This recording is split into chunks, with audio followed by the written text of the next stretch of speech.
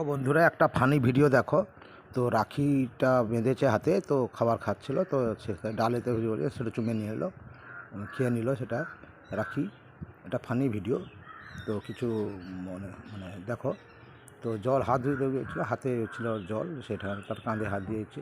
তো অলরেডি সে তার কাঁধটা ভিজে গেছে। ব্যাস, তার বন্ধু সে ব্যাস মারছে সেই রাখির যে এটা। তারপরে দেখা যাক কী হয়। তো সেটা নিয়ে তো খুব পরিশানি। তো একটা কী কাগজে লিখছিল, সেখানেও ভিজে গেছে কাগজ।